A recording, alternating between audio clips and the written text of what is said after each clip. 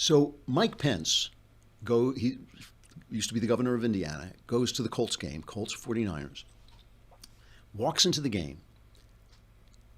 The 49ers are still kneeling over the flag, and Pence leaves. Pence and his wife walk out of the game in protest, of their disrespecting the flag. Trump tweets, I asked him to do that. I asked Pence to leave if there was a problem, and he did. I want you to listen to MSNBC on the Morning Joe show, how they commented on this, and then I'll tell you what I think of their comments. Utterly appalling, wasteful, profligate, disgusting behavior from the vice president. Trump's You ought to be tweeting about ashamed this of today, himself. And people of Indiana were welcoming Pence back.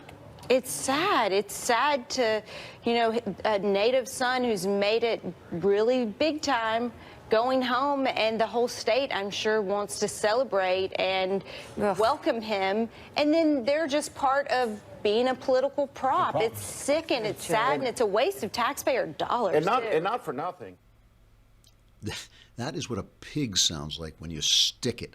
That is the left understanding that Donald Trump is beating them at the culture game. And what is driving me a little bit nuts is the people on the right saying, oh, I'm so sick of talking about the NFL. This isn't important. Let's move on to important things. This is the culture. All this time we've been talking about, oh, they own the culture. And what happens is, we don't see the change because the culture is like water. When you stand on the beach and the waves come in under your feet and you can feel the sand as the water goes out, you can feel the sand eroding underneath your feet as the sand is carried away. That's what the culture does. What the culture does is one day you wake up and a proto-socialist like Barack Obama is elected president. Because why? Because he's black and he seems like a good guy and everybody's going to love him and never say a bad thing about him.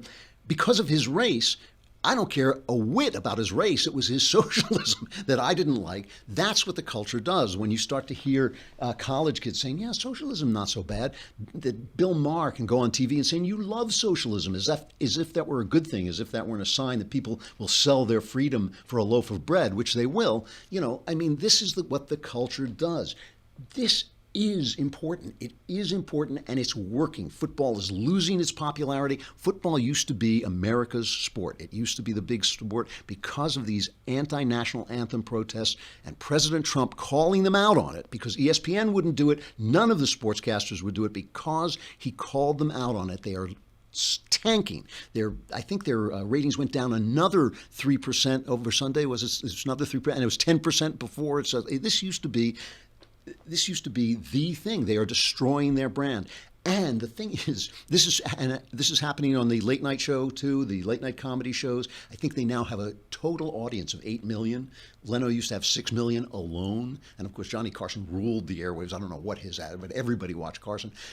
The thing is, they basically are retreating into their own little pocket of self-congratulatory happy talk. They're all saying, oh, but aren't we wonderful? Aren't we wonderful? But we see them. We see what's going on. We see that their Harvey Weinsteins are pigs. We see that their Bill Clintons are pigs. We see that Hillary Clinton protected those pigs and continued to do it. We see that she took Weinstein's money. He must have spent at least $500,000 on all these left-wing causes.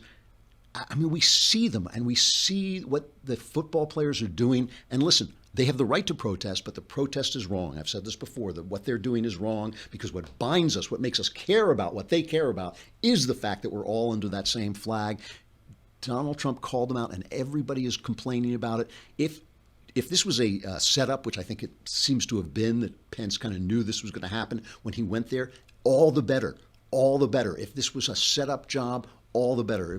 This is the voice of ordinary Americans speaking the only way they have left, right? Because Hollywood is gone. They don't have any friends in Hollywood. They don't have any friends in the Academy. They don't have any friends in the news media except at Fox. This is the only way they can be heard from the biggest bully pulpit in the world, and Trump is letting them be heard, and it is changing the culture.